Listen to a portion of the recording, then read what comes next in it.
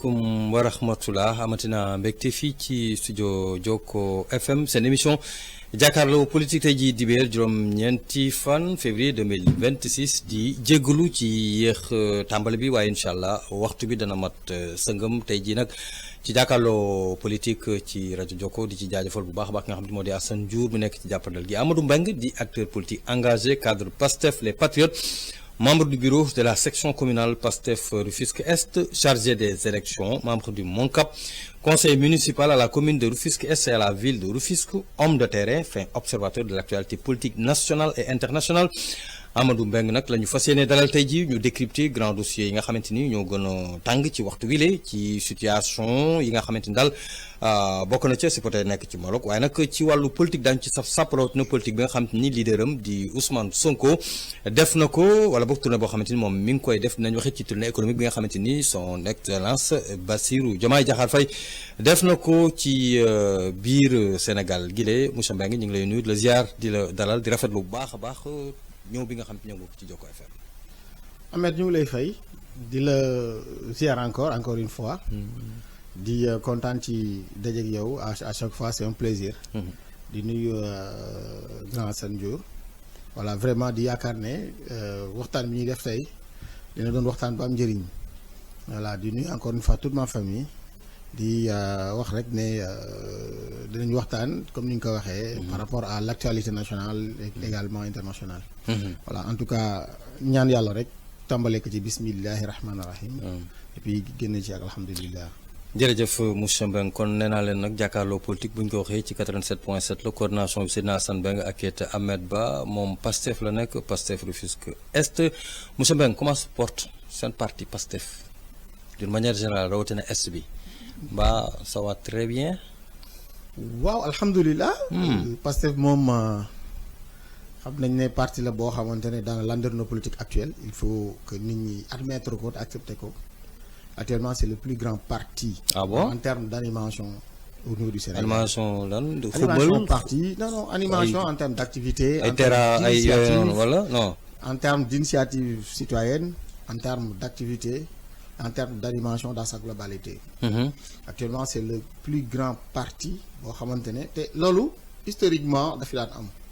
à un moment donné PS dafa xamante c'était le plus grand parti PDS à un moment donné moom la woon du ma wax APR mais damay wax Benno Bokk Yaakaar.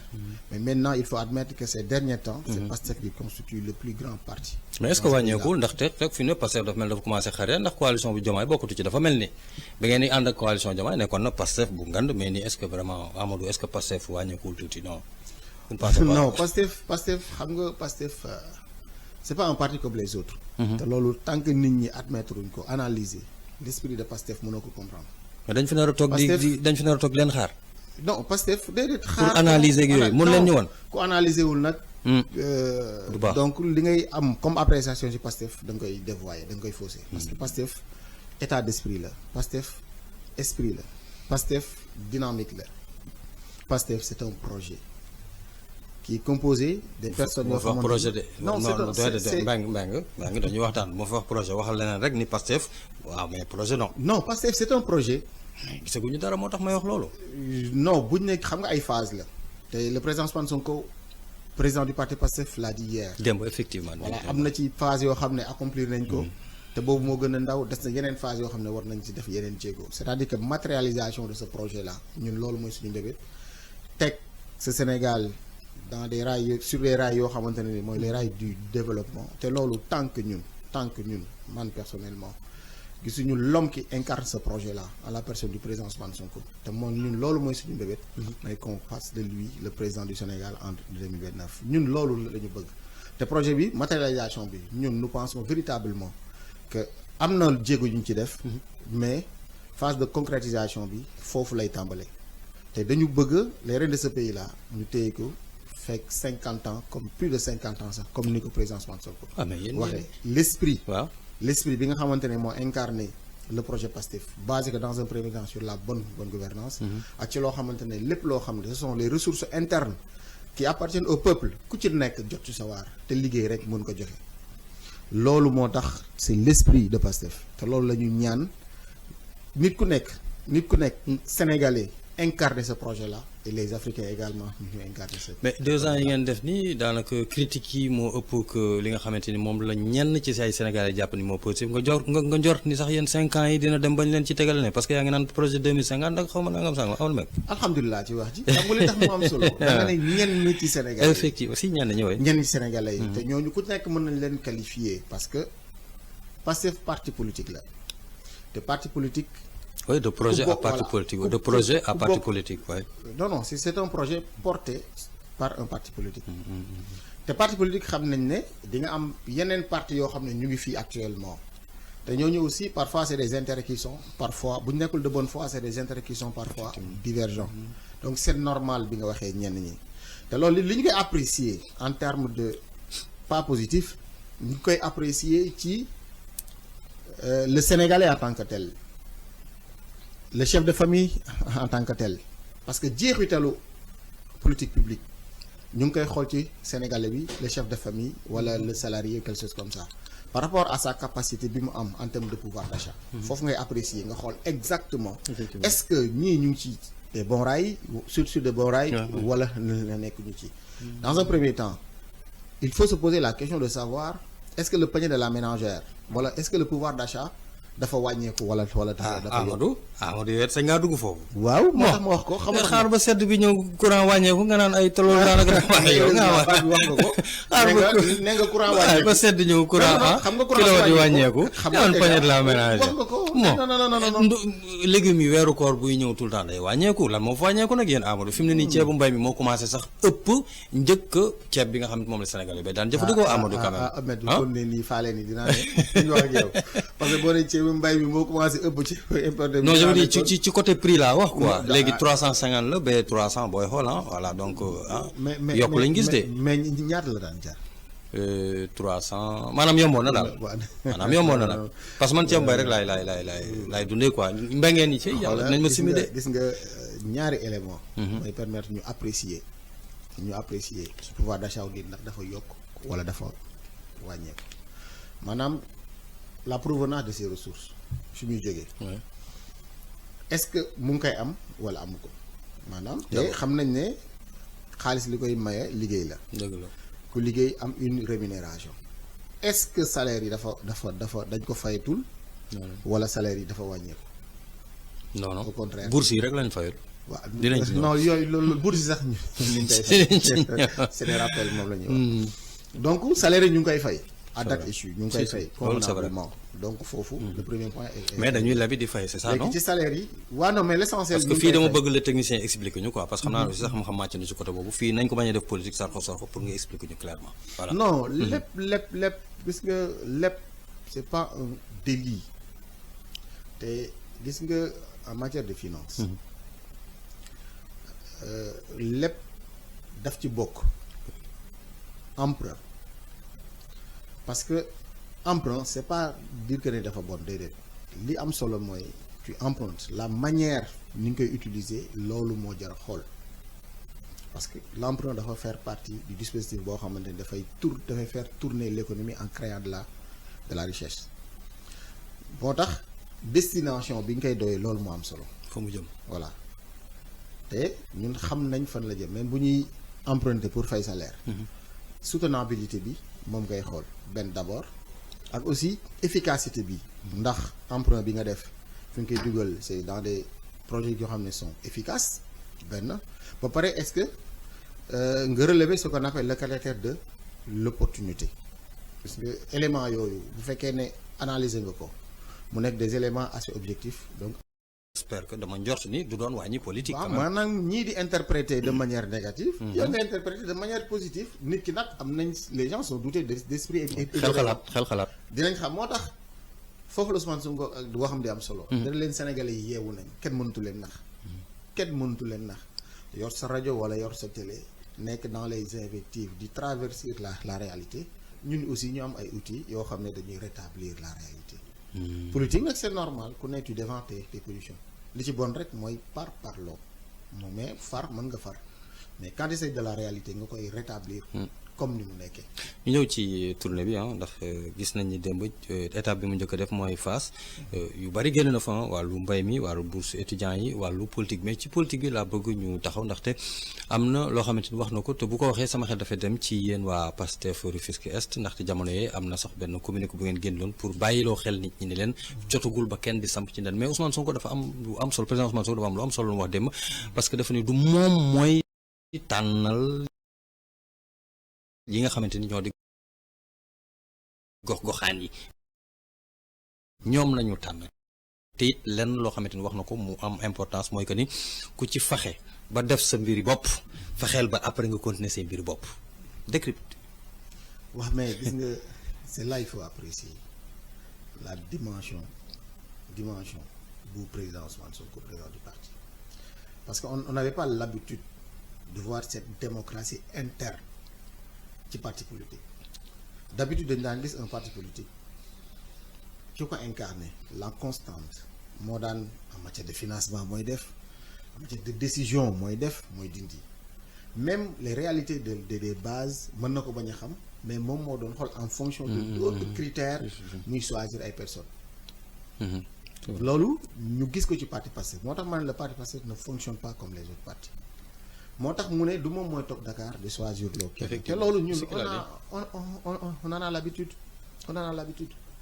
parce que li am solo mooy parti bi ñu nekk ñun dañuy identifier les types d'élections ñu ci bëri ils ne comprenaient pas ils pensent que ne par rapport ak sa qualité ak sa titre tu peux prévaloir yenn stations yi de manière exclusive ok ba le militantisme bi nga xamante ne nii war lañ ko mën a faire valoir en terme du sax mérite parce que Pastef ñëpp am mérite parce que ñii dañ ci dee yàlla na yàlla yërëm ñi sacrifier seen bopp ñi dem ci prison ñi ñàkk seen liggéey ñi ñàkk seen ay organes donc nous sommes tous d'égale dignité te loolu moo tax président Ousmane Sonko xam ne base bi ñoo xam les réalités de leur zone mu bàyyi leen seen cëggal guy comme ni ko wolof di waxee loolu c'est important c'est que dafay wax rek ne Pastef dafa am démocratie interne te ñu aussi xam nañ nous avons fait le tour des élections def nañ participer yoo xam nga ci dara parce que wàllu élection yaa ko yore foofu très bien donc ñun loolu waruñu woon sax indil ci ay problème maintenant ñu accéder au pouvoir gis yeneen réaction c'est normal que le chef mu siffle la fin de la réclaration mais est-ce que yéexul du moment que am na yenn ci ay gox non yéexul parce que ay ambition c'est légitime ku ne mën nga am ambition ku ne mën nga ko wax mais nga def ko dans les règles de l'art te il fallait ñu identifier les types d'élections yi nga xamante ne c'est le niveau national moo doon départagé parce que élection nationale bokkul ak élection locale c'est vrai te nous étions dans des coalitions c'était normal que la conférence des leaders par rapport aux réalités des zones mu tranché donc loolu moo indi woon taxal waay non li ngay wax nii ñëwaat ci mu leer voilà li may wax waay pour que nit ñi comprendre ngeen nekkoon ci dynamique ñu ngeen àndaloon Sonko très bien dynamique président Ousmane Sonko générosité am capacité am à fédérer te ñu bëri sax ñu ngi wax ne loolu moo ko yàqal lu bari moo taxoon mu identifier les types d'élections nga xam ne élection présidentielle da nga nekk dans le cadre d'une coalition ak élection législative yi passé ñu nekkoon dans le cadre d'une coalition d'accord ak élection locale même yi passé ñu nekkoon dans le cadre d'une coalition mu amoon ay chefs de parti des chefs de mouvement regroupés wu dans une entité qu'on appelait la conférence des leaders pour jox cër ku nekk ak cëgal guy ku nekk moo taxoon ñu ne leen au niveau de la base essayer de trouver un consensus ok déggoo boo leen amul consensus mais laissez-nous la latitude étant donné que c'est des élections nationales que au niveau national nous tranchons en fonction des réalités des zones loolu moo doon indi d'accord suñu amee problème fii ñun Pastef nag mosuñu ci am problème ñun en notre sein daan nañ respecter les textes trouver ay astuces ba am un consensus mosuñu ci am problème beneen parti am beneen candidat ñoom bu ñu réussir à trouver un consensus entre ces différents partis ñu ne leen prenez les dossiers ngeen yéegal ko au niveau national d'accord ñu tranché ce qui est différent bu dee Pastef la Pastef en notre sein les critères sont assez clairs le processus est assez clair parce que dafay am ce qu'on appelle la charte des élections boo xam ne bu jotee parti bi daf koy génne wax leen lii mooy le process à suivre pour le choix des candidats le consensus nag moo gën boo leen amul nag critères yii la d'accord procédé lii dem na ci ba si sax na ngeen def fistet. déet waay xam naa li nga wax Gandiel. warul am lépp fi ñu toll kañ mooy par rapport ak situation politique actuelle surtout à Rufisque Est. On a des suspicions de coalition Diomaye wala dara. C'est des suspicions parce que je vais pas la rester. Avec des ministres qui sont là ainsi de suite. Li ñu waroon tey actuellement mooy maintenir cette dynamique de groupe qui nous a permis depuis lors que ñuy gagner. Ñu maintenir ko coude à coude, pas à pas, vulgariser ce que le président Ousmane Sonko, le chef du gouvernement ak le président Diomaye Faye li ñu nekk di réaliser ñu koy vulgariser. Corroborer suñuy action yu ñu bëgg a def au niveau de la commune par rapport à la vision Sénégal 2050. ñu koy wax nit ñi ensemble ñun ñëpp Pastef yëpp di yëkkindoo di doxandoo di waxandoo di vulgariser ndoo bés bu choix candidat jotee. ñun en toute responsabilité on le choisira bu paree mais loolu ñu doon def yëpp c'est le candidat qui en bénéficiera, c'est le parti qui en. Mais Rufisque Est boobu nga wax parce que Rufisque Est boobu moom fi mu ne nii nekk na nag problème ndaxte weer ak lu teg si ginnaaw rek suspicion yooyu nga wax dafa bari woon ba candidat à la candidature génnoon ba sax ab communiqué génn n'est-ce pas. pour ñu wax ni communiqué lu mu wax di sax. non communiqué bi il faisait que rétablir li nga xam ne moom la parti bi wax. mais lu waraloon communiqué bi génn. waaw en fait dafa amoon ay interpellation wala ay interprétation yoo xamante ne mënoon na nekk ci xelu nit ñi parce que parfois on disait que yéen ndax da ngeen am candidat. gis nañ ne am na ñoo xam ne yaakaar nañ ne on a un candidat déjà. ñu ngi koy wax. ñenn ñu koy dégg voilà. ci base boobu nag tey dafa commencé woon di bare te approche bi aussi ñu bëri partagé ñu woon cette approche là. Parce que ku nekk am nga droit wax na je suis candidat mais à la candidature dès lors que choisir gu ñu candidat mu am ay interprétation yoo xam ne c'est assez diverses donc il fallait que le bureau politique en toute responsabilité et en toute démocratie parce que loolu c'est bon à préciser parce que man Amadou Mbengue même étant candidat à la candidature je peux pas prétendre am man la légitimité de sortir un communiqué de manière unilatérale awma ci droit. Seul le bureau est habilité de manière démocratique. Vous êtes candidat à la candidature. Je suis candidat à la candidature. Monsieur Mbengue, au compte de Pastef. La commune de Rufisque Est. D'accord.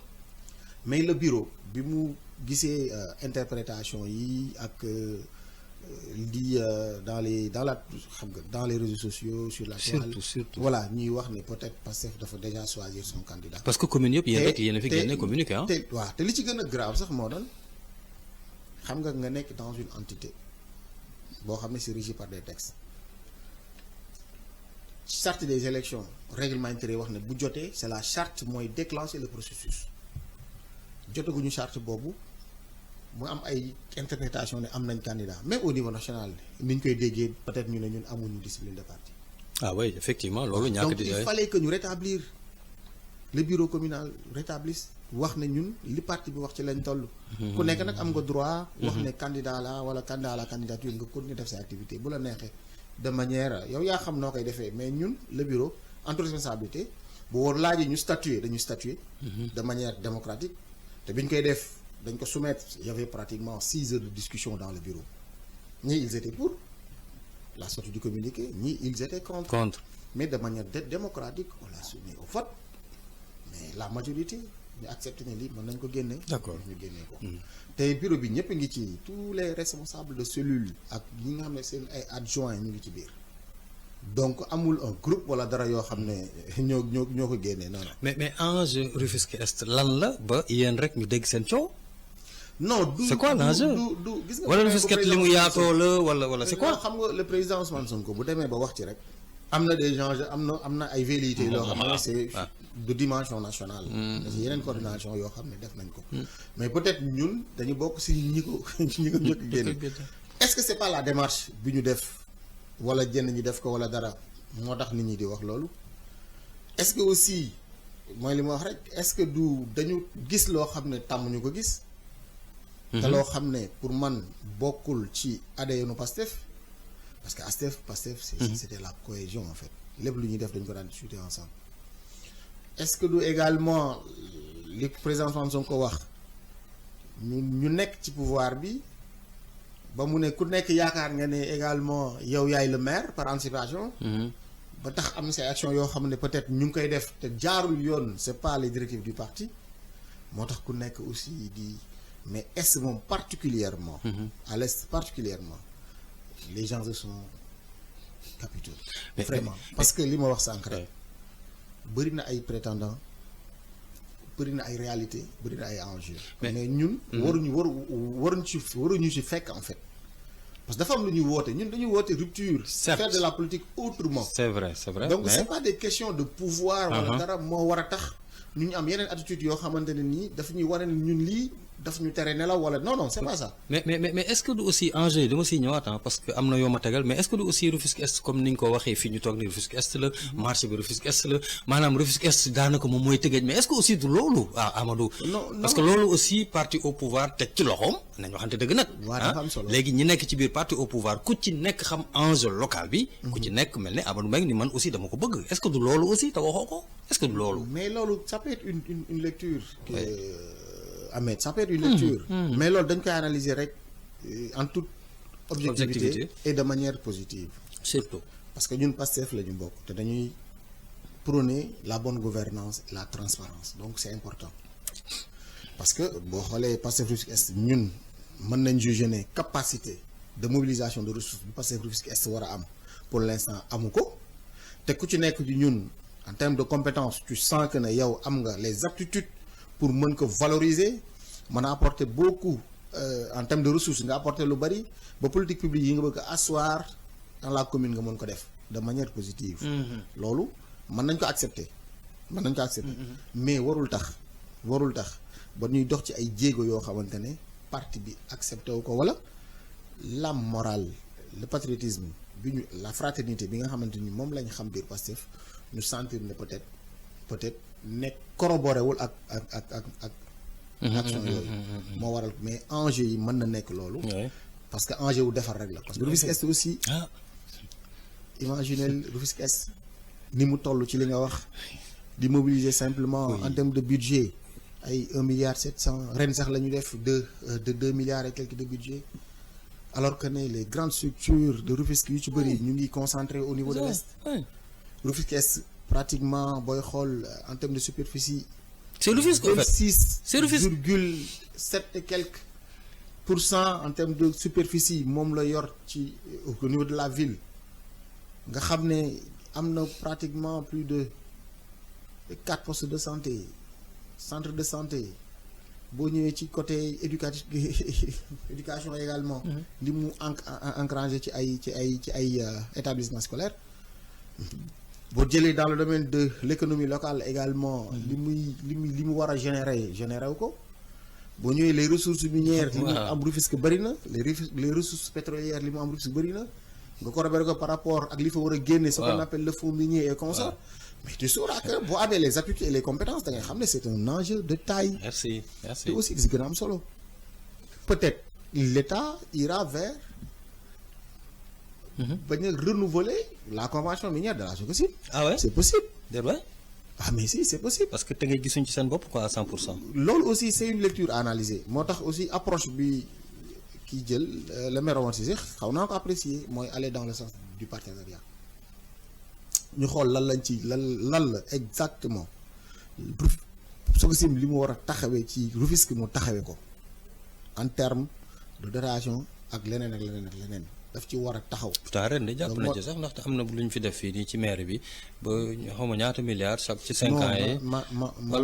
man loolu j'ai une autre lecture là-dessus. loolu xam naa ne dinañ ci gën a développer après si tu veux. parce que man personnellement je juge que la Sococim pour l'instant n'a encore rien signé. loolu laa jàpp. ak xumbaat bi mu fi def yëpp. waaw non man je suis conseiller municipal. ok d'accord. dem nañ ci convention bi. délibéré nañ ci accordé nañ ko. mais. apporté naa ci suma ay lecture quand bien même l'esprit du partenariat c'est normal foofu la ñu war a dem ak ñoom voté woon naa ko mais apporté naa ci ay observations. d'accord parce que la répartition financière c'était pas assez clair aussi est-ce que c'est 1 milliard par an ci 5 ans par an. kañ lay tàmbali. jusqu'à présent tàmbaleegul. d'accord te la convention minière dafay jeex en 2026. la convention minière dañ koy renouveler wala kenn du ko renouveler. te boo demee sur les conditions de résiliation ci contrat boobu dafa am ay affaires yoo xam ne Sococim daf ko ci dugal.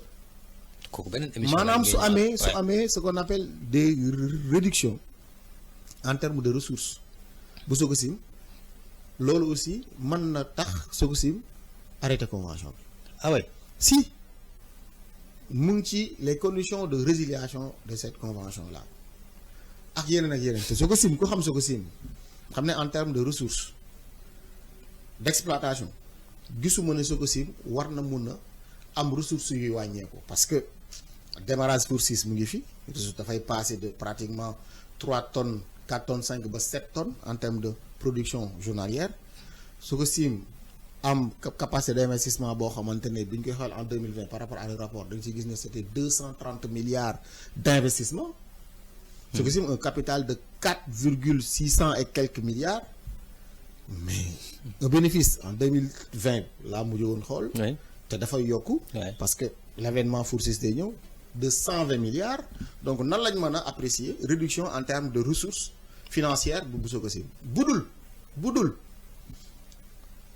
des ressources yoo xam ne daf ko war a fay en termes fiscal. loolu moo tax loolu objet beneen émission la loolu parce que li ngay wax nii leer na quoi ci waree waxtaan dinañ ci waxtaan di joxe suñu appréciation exacte de la convention yoo xamante ne la ville signé na ko et que saluer nañ partenariat boobu parce que dynamique boobu ci lañ war a dem dynamique bu partenariat même pas bu nekk Sococim kese mais yenn structures qui sont là nga xam ne am nañ capacité financière assez rigide mën nañ accompagner la ville accompagner les communes ñu dem vers ce partenariat là loolu moom c'est Amadou Mbengue Pastef Rufisque Est lañ fiy dalal ci jàkkaarloo politique dañuy desaat tey moom dafay saf-saf pour politique ba tey rek diggante tournée Ousmane Sonko ak Rufisque Est Pastef la ñuy waxtaanee ci tournée bi. doon wax c'est-à-dire que laisser la base ñu apprécier loolu aussi xam naa ne lu may saluer la. parce que loolu Ousmane Sonko yàgg def. loolu mooy capacité d'un leader. à faire émerger d'autres leaders dans d'autres zones loolu mooy capacité. leader te Ousmane Sonko le président xam na ko ci la ñuy ñaax à tout instant moo tax mu bàyyi base bi ñu choisir seen candidat te texte yi élaboré na xam nañ lan mooy en termes de choix lan lay apprécier base mooy primaire non waaw c'est des primaires je me rappelle bien que loolu nag kuy topp Pastef di waxal yàlla xam ne nag baatu primaire bokk ngeen ci ñu ko fi njëkk te boobu faloogu leen xam nga nag sénégalais ñu baal ma dañu xaw ma dañu mel ni ma dañu amnésique dañuy fàtte xaw ma dañ koy taytaylu le baat primaire da nga wax léegi suma xel dem ci primaire je me rappelle très bien que y avait eu at ci ginnaaw jafe-jafe yu mel nii budul Kër Massar xaw ma daal mais ci la baatu primaire génne ba président Ousmane Sonko génn def ay déclaration exactement donc looloo ñëwaat quoi le président Ousmane Sonko li gën a tax ñu bëri bàyyi ko xel di ànd ak moom daan naa ko wax c'est la sincérité la véracité et la constance de ses discours. Ousmane Sonko dañ ciy des tournée ba ñu seetlu ni jamono yi monsieur Mbengue saa su ne tournéem ak ay tournée yu président de la République day xaw di coïncider day xaw di waxuma ñooy ko day xaw di loolu gis leen aussi war na am ab jooyanti. non je pense pas. bu mujj bii rek ba sax mu xaw a toxal parce que bii coow bari woon na ci ba ñu indil ñu fi koor gi ba ñu indil ñu fi màggalu daaru ba yu bari teg nañ ko ba sax am leneen lu ci génn ñu ni dafa am fu ñu ko yónni dinañ ci ñëwaat. waaw mais yooyu yëpp loolu yëpp aussi c'est pas du affaire boo xam ne. parce que trop de coïncidence day nduroog tayef. non du coïncidence parce que à un moment donné te wax na ko. nee na moom le président Bassirou Diomaye Faye. Il y avait un besoin de clarification maintenant c'est clair mais wax ne le président Diomaye mooy sama kilifa ci wax ci république si ci wax ji non mais daf ko jëfee moo fa waxoon après Terra meeting waay non dafa waxoon avant jour ji ak après Terra mooy daw nii waay coïncidence yi dafa bari trop monsieur Mbengue waaw mais dama la ciy jox benn exemple te souligné nga ko tout à l'heure le président Ousmane Sonko avait planifié non dafa xam nga planification bi daf koy indi avant sax ñuy def te planifié malgré bi mu planifié sa tournée mu am incidence de calendrier daf ko ajusté waat parce que la République moo doit prendre le dessus sur les partis politiques mu ajusté ko dem fi ko kilifam ci état yónni loolu c'est un acte boo xamante ne nit ñi dañ ko war a apprécier daf ko ajusté waat programme am dem fi ko kilifaam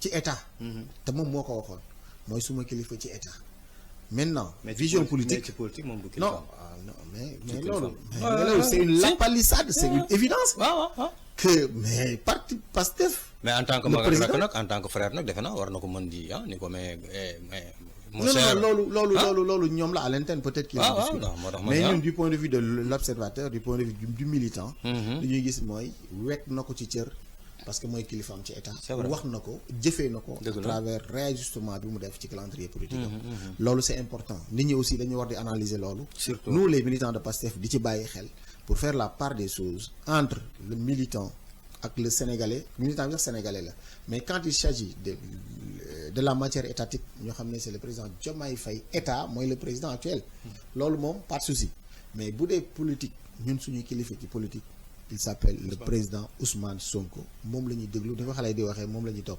on vous le concède voilà c'est ça c'est-à-dire mais loolu parti politique la mu amoon calendrier politique boo xam ne daf ko élaboré woon sax avant ñu programmer déplacement wu le président Diomaye Faye te quand il s'est agi de réajuster pour respecter le calendrier bi ñu koy yónni daf ko ajuster bàyyi ko dem def ko jooyanti bindal li ma la wax jooyantiwaat dina amaat duma yàlla duma kenn dañuy waxtaan parce que li ñuy wax rek loo xamante ni tout le temps ay mbir yu toftaloo la chaque fois te yenn observateurs yi nag dañuy wax ni yenn yi dafay mel ni tayeef maanaam que ni dama koy def noo xamante ni dinaa jooyantiwaat pour wax nit ñi ni sama kilifa la mooy li nga wax léegi ko weg naa ko mais jooyanti naa mais bu ngeen ko naree jàppee nii est-ce que dinañ demati sax ba ñenn ci ay observateurs jox waxi Ousmane Sonko crédibilité ci jëf ji quoi jooyanti naa ajusté naa comme ni nga ko waxee quoi parce que suma kilifa la yónni na ma dem naa ñu toogaat quelque temps après mu tagaat kee tagaat mu mel ni daal dañuy succession d'agenda à chaque fois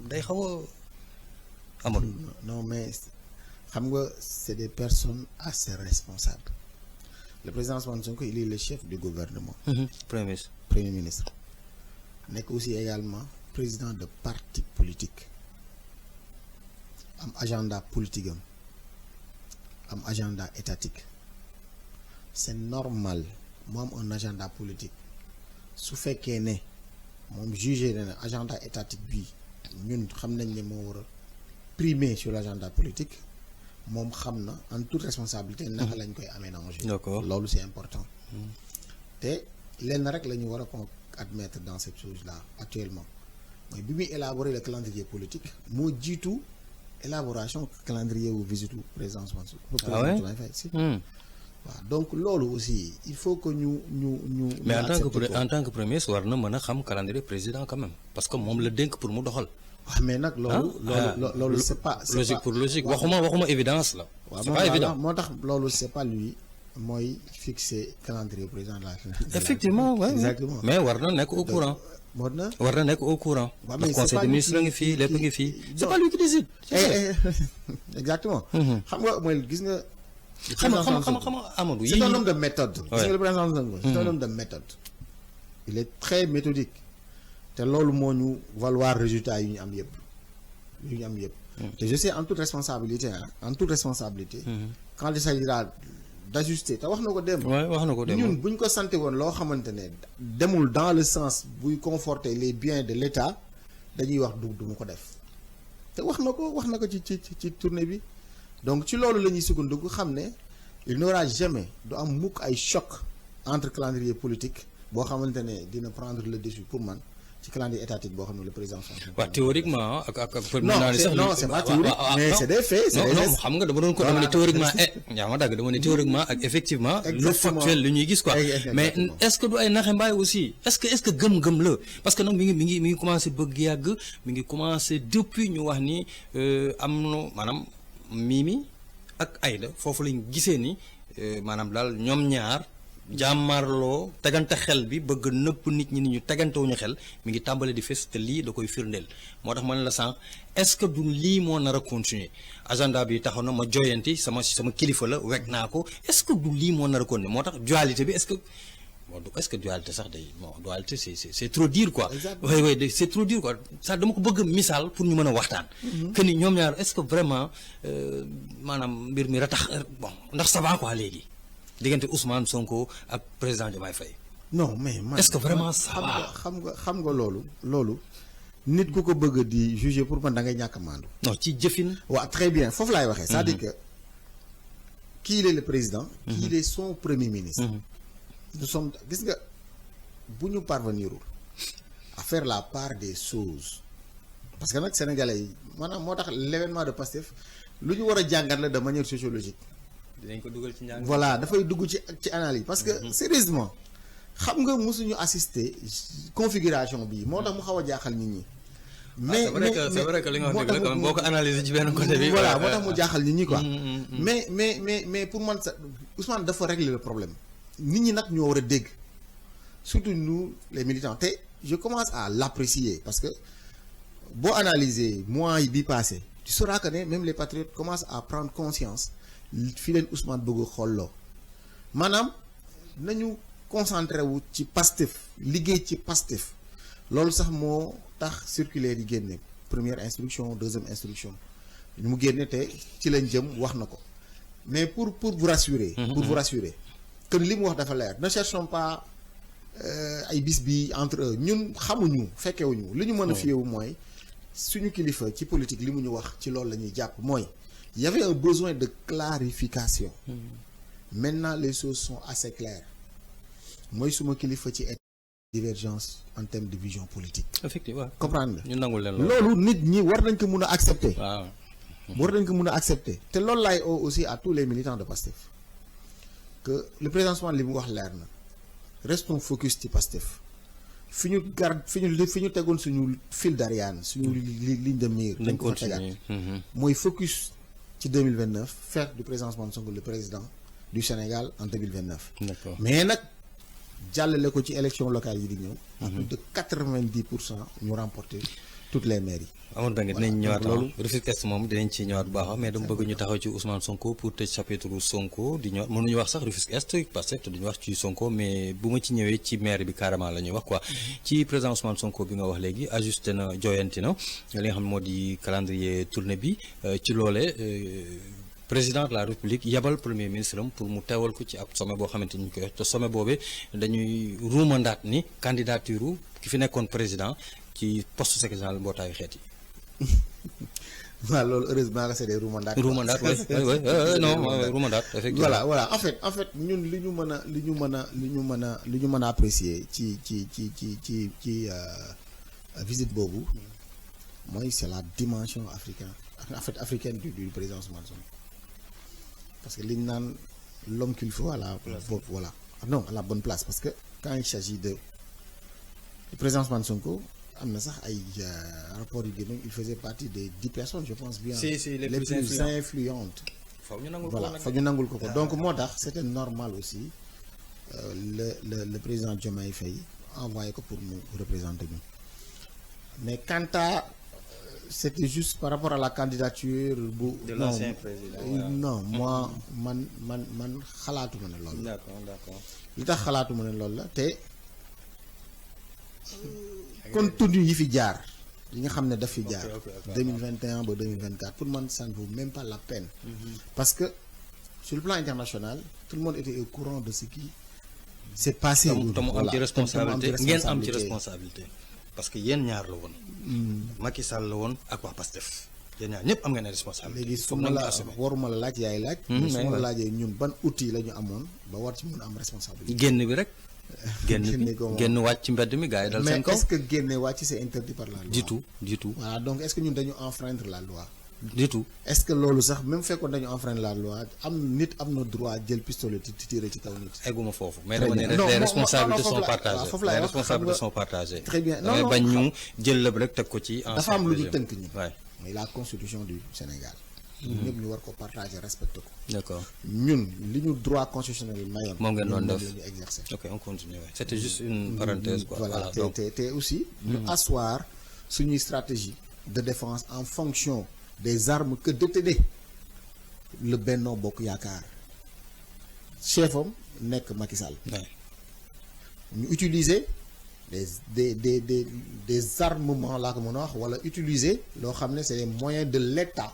Des moyens de l'État. pour songuñu. d'accord ñaar ñu gis ñoo xamante ne c'est des nervis yor ay fusil yor ay gourdin mais di dóor sénégalais yi dugg ci permanence su APR. waaw loolu moom vidéo yaa ngi fi. voilà donc loolu mënu te ñun gisuñu ay armes des ñuy dóor di wàcc ay pick-up des trucs comme ça. ah ouais, un dossier donc qui en dit vraiment long, nous quoi. faisons que revendiquer li nga xam ne moo doon suñu droit. d'accord parce que dañ fi ku ndobin récemment. boo gisee lu ñuul. daw dañ fi gis Karim gis fi Khalifa ñu xam ne fa lañ jëm. te président Sonko it waxoon na loolu. waaw mooy daw mu taxaw tem ak courage am lépp ñu taxaw Pastef taxaw. li nga xamante ne droit am la mu taxaw xenk dans sa plénitude. oui c'est ce qu'il avait dit donc faagaagal nañ Karim ak Khalifa Sall. très bien te loolu yëpp. lu ko indi mais ñu des ci visite bi ndax xam naa ni président Macky Sall ak Ousmane Sonko war a gisee foofu xam naa ne moom dina nekk quand même une date historique na quand même. dañ ci loolu. waaw si historique nag non historique nag. mais chacun. bien que c'est dans le cadre diplomatique et tout. waaw moo tax loolu man day gisuma ci loo xamante ne vraiment gisuma ci loo xam ne. war nañ ci yéedi ci ab daal. war nañ ci parce que ku nekk dafa am mission bu la tënk. ci cadre boobu rek lañ ko ci teg dans le cadre diplomatique. parce que ñun ñëpp Afrique moo ñu ñor aussi. d'accord président Ousmane Sonko aussi parce que ñun suñu parti sax noonu la tudd. patriote boo suñu kii. patriote africain du Sénégal. donc ñun loolu moo ñu tënk ku nekk chacun dina nekk dans son rôle. par rapport à ses missions. kii nga xam ne moom la ñu assigné. après mais gisuma ci benn kii d'accord amul titre boo xam ne. mooy sa lecture. waaw war na tax ñu si piaillé wala quelque chose comme ça quoi mais déjà lui là-bas il est dans son rôle. président Ousmane Sonko aussi dañ ko yónni avec un agenda. assez clair te loolu lay dox en toute responsabilité. ñu des ci président Ousmane Sonko démb am na wax na ko sunu rakk étudiants yi ak sunu doom yi nekk foofu. nee na leen vraiment pour ñu bàyyi xel te it nag delluwaat ci amphi yi quoi. vraiment mais ci. gouvernement bu Diomaye président son excellence Diomaye premier ministre Ousmane Sonko nekk le premier ministre moom jiitu Pastef est-ce que waroon nañu mën a njort ni vraiment affaire étudiant université dina yënguwaat ba tollu dayoo bi. waaw mais en fait il faut que ñu analyser de quoi il s'agit exactement. ay rappel bourse voilà te le président l'a dit. du retard de bourse parce que nee na directive bu ñu njëkk a jox le ministère des finances mooy tout ce qui est salaire ak bourse bu mu tardé ñu koy fay à temps kooku il est de bonne foi. il a dit hier fële beneen voilà très bien beneen bi mu ne leen mënuma leen teg loo xamante ne par exemple du nekk dans le bon sens pour ngeen mën a nekk dans un cadre boo xamante ne c'est adéquat pour ngeen jàng parce que je vous conçois comme mes fils samay doom ngeen sumay rakk ngeen donc kooku jógul pour def loo xamante ne ni tey du arranger les étudiants parce que koo xam ne ni sa bourse du tardé te daf ko téye avec une main de maître joxe une instruction au ministère des finances kooku nga xam ne il est de bonne foi. cependant ay problème mu rappel. rappel. waaw loolu dafa. cela relève d'une capacité financière boo xamante ne en termes de trésorerie actuellement mu ngi fi wala nekku fi. parce que nit loo xam li la war. à l'instant T yaa ngi ciy góorgóorlu di ko def. li weesu te ñu xam ne Sénégal fi mu toll actuellement financièrement. c'est des arbitrages yoo xam ne foofu la ñu toll. mais pour man suñuy frères étudiants war nañu faire preuve de compréhension di ko te xam ne loolu man am naa ci yaakaar. que ne ça va être réglé.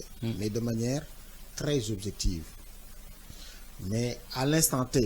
ñun li ñuy wax te ñun xam nañ ne en début d'année premier trimestre c'est un peu compliqué. ok nii la mu ci état voilà c'est un peu compliqué ci l'état en termes de bourse dafay compliqué. te rappel la ñuy wax. waaw rappel nag moom état bi def na jéego fay leen chaque mois li leen war en terme de bourse bu dee rappel pour man dañu xaar quoi toog waxtaanee ko quoi. xam naa nag du ma sax ndawal étudiants yi yónni wuñ ma mais peut-être ñenn ñi li dagg seen xol di ko bineegar di ko kaani mooy jamono boobee assemblée ñu gis ni ñu ngi leen di jëndal ay oto yoo xamante ni ay millions naam sax seen xaalis la. xëy na aussi nag loolu foofu la ñu xaw a gisee par tuuti ak ab député bu fi taxawoon it wax joo xamante ni sax maanaam dellusiwaat na ci ginnaaw di ci jéggalu est-ce que du loolu tax moo gën a maanaam bineegar xolu étudiants yi ba ñuy xaw di ñi mel ni man masalan daal ñu jéggal ma ci may joxe exemple parce que sama bopp laa mën a joxe misaal quoi da nga naan sama rappelu 540 xam nga léegi ñu jox ma ko ñu dem di jënd oto buy jar ay tant de millions par exemple quoi juste waaw non en tout cas état bi aussi quel soit alpha bourse étudiants yi priorité la priorité. En tout cas weer bi ñu ngi koy jot gis nga étudiant.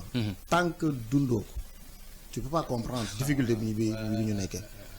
donc képp ku leen jàppalewul bul wax loo xam ne dafay wàññi li nga xam ne loolu la ñu nekk di dundee c'est compliqué. très compliqué. te revendication la boo xam ne. c'est légitime c'est légitime. maintenant nañ ko waxtaanee quoi. nañ ko waxtaanee moom laay wax.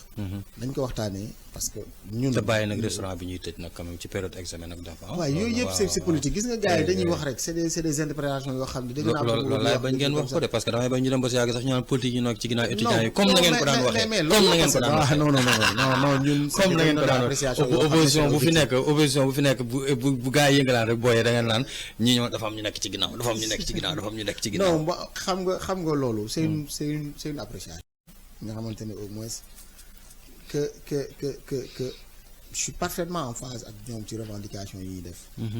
mais pour man nañ ko waxtaanee compte tenu de beaucoup de choses yoo xamante ne la situation financière de ce pays là.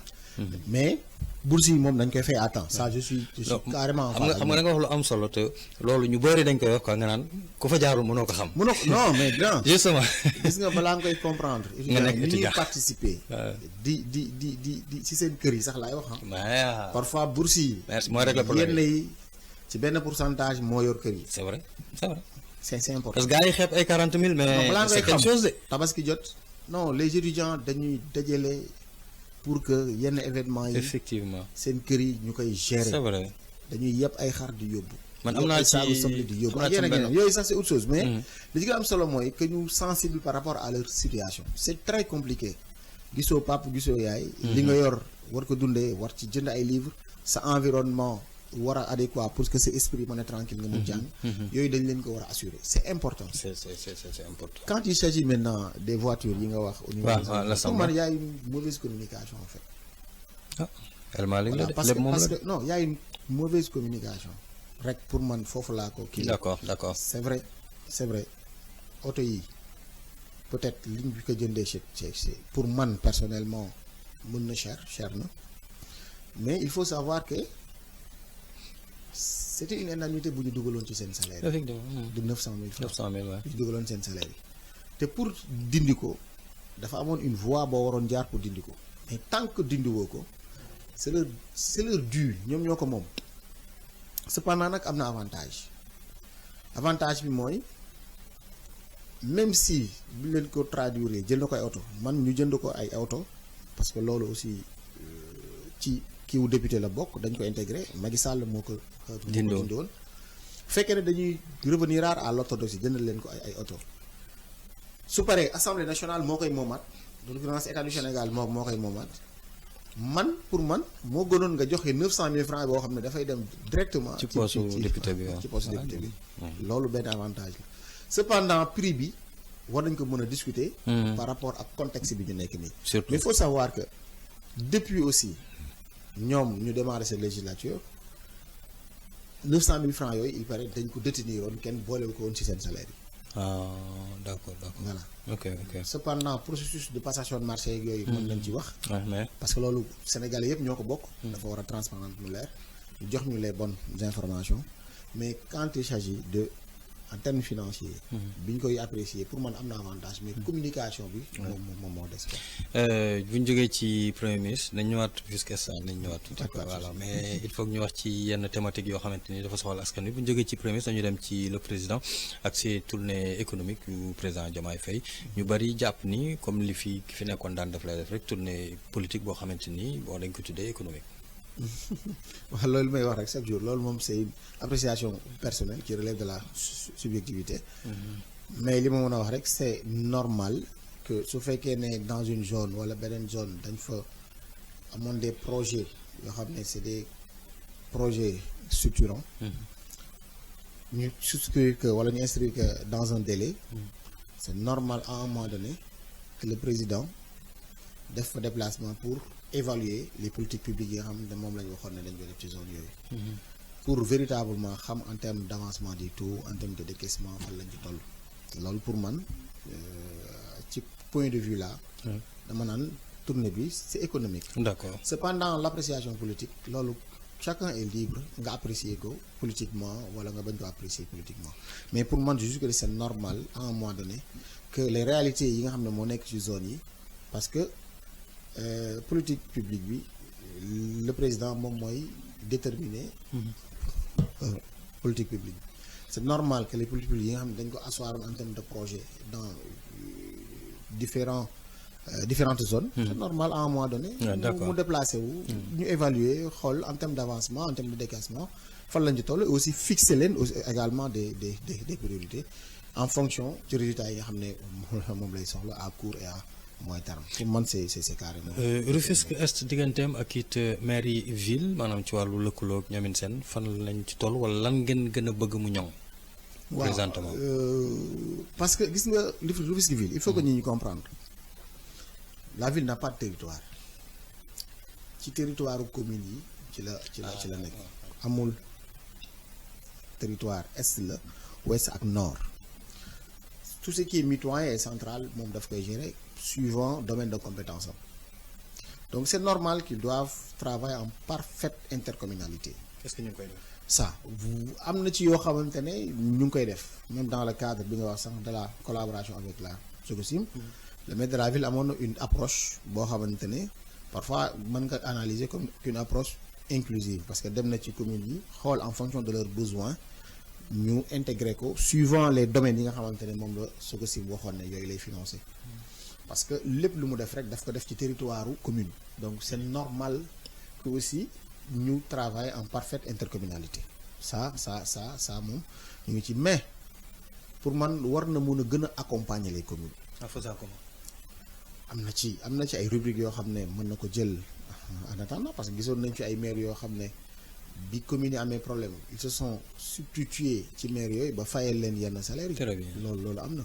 mais en termes de projet ci voirie ak yeneen aussi parfois mën na leen appuyer parce que quoi qu'on puisse dire moom moo ëpp budget les autres communes te moom amul territoire yu ci bëri te booy apprécier en termes de pourcentage yu ci bëri ci domaine social lañ koy dugal bii sax ci Omar Cissé la ñu gis parfois yoo xamante ne aussi dina ko dugal ci lu bëri dans le cadre de vie ci assainissement et là c'est important mais en tout état de cause même su fekkee ne da koy def ci commune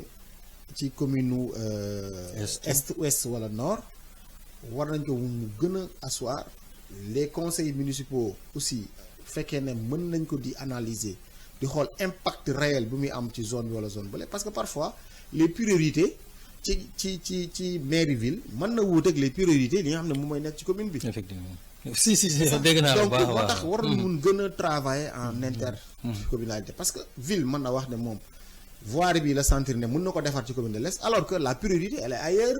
ci est ci est. mën na nekk dispensaire par exemple mën na nekk dispensaire. par exemple boo jëlee. parce que dispensaire xam nga bokkul ci compétence su ville. waaw. mais loolu aussi war nañu ko xoolaat. voilà donc ci compétence su ville. lycée bokkul ci compétence su ville. compétence su conseil départemental mais néanmoins ci communes yi lañ koy asseoir nga dem Guy Marius par exemple wala nga dem Diokoul amul lycée mais su fekkee ne mën nañ ñoom travailler conseil départemental commune ak ville en parfaite symbiose déterminer les priorités de chaque commune ñu mën ko songandoo ensemble. pour man loolu c'est des éléments yoo xam ne parce que nous sommes tous des Rufisquois quelle que soit commune bu ñu dëkk. nous restons des Rufisquois. donc war nañu comme ni nga koy waxee guddi Tëngéej voilà guddi Tëngéej comme ni nga koy waxee. liggéey yi ñuy def nii defe naa impacté nañu bari mais est yéen la gën a impacté te daf mel ni liggéey tali bi ak ñoom seen yooyu wala. non liggéey yooyu en fait boo koy analyser. en termes financiers. nord la ëppee. en termes financiers par exemple montant. xaalis nii nord la ëppee mais néanmoins ñuy góorgóorlu maintenant à l'est. te ci kaw loolu non man. xam naa ne yéen les est-ce que maire ville tegu leen bët ni gannaaw yéen côté superficie da ngeen est-ce que. non mais est actuellement. Pacifique bi mu ngi ciy góorgóorlu. ci yenn zones yi. ñu ngi koy réaliser ci yenn zones yi. mais en termes d'impact réel boo ko jëlee li mu impact ci côté yeneen communes yi mu ëpp l'est. est bi ñu ngi koy door a commencer yenn yi travaux yi. ñu ngi koy door a commencer. te xeex la woon si su ma la waxee ne la gis nga la route pénétrante bi ngay duggee Arafat ça fait déjà 3 ans maa ngi ciy xeex te le conseil municipal ñu may suivre chaque fois su ma naan jël parole damay wax sama doléance 2022 mooy sama doléance 2023 mooy sama doléance 2024 ma ne ko monsieur le maire la route bi nekk Arafat c'est une priorité parce que route yi ñuy engagé yépp moo leen jiitu parce que en 2014 lañ ko waroon réaliser ci 4 mois. c'est pas possible. l'ancien entrepreneur bi ko waroon def bu tuddoon DG Travaux joxoon nañ ko beneen régime bi ñëwee dañ ko arrêté donc route yi ngay entamé yëpp moo ko jiitu woon te c'était ma doléance de tous les jours. te tey moo nekkaat sa doléance. non te commencé nañ ko heureusement parce que demoon nañ ba sax ñu ne non dañuy xaar jënd benn machine pour defar ko malheureusement machine boobu xamu fu mujjee ma ñëwaat encore une fois ci budget ba le passé tapé waat sur la table. ne que monsieur le maire. suñu yaa ngi leen sonal non samay en fait heureusement ñoom ils ont de la hauteur surtout monsieur le maire chaque fois. parfois soo waxee ci yenn problèmes yi parce que ñun loolu moo ñu tax a jóg. nous sommes des conseillers municipaux suñu jeunes yi ñoo ñu envoyé foofu. parce que ñoom lañ fa toogal. war nañ mën a comprendre les priorités yi nga xamante ne ni moom la ñu war a ñëw joyanti leen ko waxal leen ko fi nga xam ne ñoom seen voix àggu fa noonu la ñu def ci tali boobu ba. heureusement intégré na ko. commencé na ko nous sommes en train de suivre. voilà foofu ak yeneen dem nañ ba ci côté assainissement kiiwu ONAS yi ñafe nañ ci kaas nañ ci ba finalement accompagner nañu woon sax ak avec des tuyaux ba assainissement bu bëri finir nañ ñun yàlla dimbali ñu mu accompagner ñu. ak le maire de l'Est ba ñu mën a defaral suñu concitoyens yi seen assainissement yi. côté éducation également. éducation. am na ci bëri ñoo xamante ne bi ñu amee ay problème pour inscrire wala ñu jël leen ay prise en charge social ñëw nañ gis ma Arafat ak feneen ñu ñafee par la grâce de Dieu maire bi aussi mu am oreille attentive très bien par l'entremise de Marème Niang aussi ñu accordé ñu yooyu alhamdulilah donc li ñu mën ñu ngi koy def éclairage bi également bi ñu fa gisee ay agressions en n'en plus finir les citoyens m'ont en fait les riverains m'ont interpellé par rapport ak sama statut de conseil ñu wax ak le maire également encore une fois mu accompagner ñu éclairer ko donc yooyu aussi c'est des affaires yoo xam ne war nañ ko mën a souligner di ko wax ne loolu rek lañ ko fi bàyyee c'est-à-dire que mu accompagner les populations ba impact bi ñu soxla ñu am ko te boobu moom vraiment à chaque fois su ma ko ci demander gis naa ne ñoom ils sont assez réactifs donc lu ñu mën moom mu gàtt mu néew ñu ngi koy def ci Arafat ñu ngi ciy góorgóorlu quoi ba tax na en tout cas nañu ensemble bu ñu maintenir cette dynamique gëm nañ ne lu ñu bëgg ci Arafat bëgg ko ci Thiawlène bëgg ko ci Médiour bëgg ko feneen yàlla mën nañu dimbali boobu nañ ko def. ponk bu mujj bi nag mooy les lions rouges damay spécifier naam ñoom ñëpp lañ 12e gaynde d'une manière générale la supporters yi sénégalais yi nga xam dañ leen tegoon loxo foofee ci Maroc ay jafe-jafe yu ñu nekkoon ñëpp xam nañ ko seen wàllu yoon nekk ci ay grève ak yooyu ñuy reporté waat mais fii li ñu gis monsieur Mbengue mooy que ni man kilifa bu ma dalal dama la koy wax que ni dafa mel ni ñi nga xamante ni ce genre gi maanaam kilifa yi nekk ci Tëngéej ñoom dafa mel ni daal ñoom dañoo rek taxaw di seetaan foog ni lépp état moo ko war a def te fi mu ne nii ñoom ñu ngay souffrir ñu ngi ci ay jafe-jafe. c'est une façon de parler. c'est vrai ñu ngi leen di ñaanal yàlla. fi ñu nekk yàlla génn leen fa nu mu gën a gaaw. amiin amiin. ñu dellu ci waat seen njaboot parce que vraiment métti na quoi métti na demoon pour sa dëkk ndogal dal la fa c'est un peu compliqué. di wax les autorités étatiques également lépp lu ñu mën def pour gaaw ñu génnee fa c'est vrai y a un problème de l'ingérence am na si yoo xamante ne aussi. Pénalement am na yoo xam ne état du Sénégal aussi mënu ko ça il faut l'admettre mais lépp lu ñu mën a def par le biais de la diplomatie ñu mën ci def du mu gën a gaawee ñu delluwaat loolu lañ ci mën a wax ci sur la partie étatique je sais que peut-être ñu ngi ciy def ay jéego. mais encore une fois yéex na lu ñu ko mën a gën a gaawee la ñu gaawal ko ba ñu ngi gis ñu ngi reporter en plus fii nii seen projet yi c'est un peu difficile. beneen bi mooy aussi taxawaay bi au niveau de Rufisque. surtout moi je partage votre idée. pour man solidarité bi des na. gisuma benn maire wala benn ku ñuy wax ñi ngay wax autorité bu jóg même jël initiative. très bien xool seen famille yi actuellement lan la ñuy soxla en fait. surtout lan la ñuy soxla c'est normal que ñu jël initiative yooyu. au moins famille yi ñu jege leen accompagner leen pour mën a soulager gaa mënuñu ko dindi parce que absence dafa metti mais ñu soulager leen par rapport ak situation bi nga xam ne moom lañu nekk di dund. ñu xam ne aussi Tëngéej bàyyiwu leen. parce que Sénégal la ñu demoon représenter parce que lenn gars yi dañ koy bañ a bàyyi xel s'il n'y avait pas cette pression au niveau des supporters là est-ce que sax ay Pape Thiaw ak yeneen doon nañ am cette réaction là moo tax loolu il faut que nit ñi jàngat ko ñu jàngat ko xam ne waruñu leen bàyyi leur famille ne doit pas se sentir seule il faut que nit ñi di am une organisation boo xam ne à chaque fois ñu ngi def li war seen kër yi ñu ngi leen di seeti même les autorités bu ñu defoon ñoom déplacement je sais pas ndax def nañ ko ou pas mais def ko ñoom ñëpp ànd seeti les familles waslu ci ak jege leen am initiative boo xam ne ku nekk sax mën nga génn def sa poche ñu yóbbul leen ko en tout cas appel la boo xam ne je le fais ici solennellement am nañ benn groupe boo xam ne ñu ngi koy partagé tuddee groupe Rufisque Sud bëri na ay sensibilité politique mais néanmoins ñun ñëpp réussir nañ nekk ci groupe boobu même football moo ñu boole mais am na ci bëri ñoo xam ne ñu ngi ciy def ay plaidoyer ñoom Tafaña ñoom Arab Diop. ak ñoom am na ci ñu ci bëri daal. ñu ngi ci ak ñoom Souleymane Ndoye. ñu ngi ci wax def nañ sax ay live d'ailleurs mais nañ ko gën a généraliser ñu xam ne seen mbokk yi particulièrement waa Rufisque yi fàttewuñu leen ñu ngi nemmeeku seen famille ñu ngi leen set et puis ñu ngi leen di ñaan surtout les autorités yoo xam ne ñu ngi fi. un message politique vis-à-vis de say mbokk yi nga xam ñoo nekk Rufisque Est boo ko Pastef ndax émission bi jeex na dafa gaaw quoi. Assane de mooy am na lu mu mooyoon ci ay minutes mais defe naa jeex na de di wax rek sama mbokk politiciens yi en général avant may wax Rufisque benn la kenn mënu ko tas te ku ci nekk su fekkee ne tu es animé par le besoin de ou le désir de bien faire waruñu jaxase warul indi de l'animosité mën nañu am ay divergence d'idées man maa la gën a bëgg def man maa la gën a mën a def su ma ko joxee nii laa koy defee. ambition la waxtaan ci ambition yooyu. comprendre nga waxtaan ci ambition yooyu et c'est ça qui est normal parce que aussi politique c'est des divergences d'idées ñu waxtaan ci yooyu mais bu bañ a indi ay animosité ay invectives ainsi de suite dans un premier temps beneen bi mooy mes frères patriotes.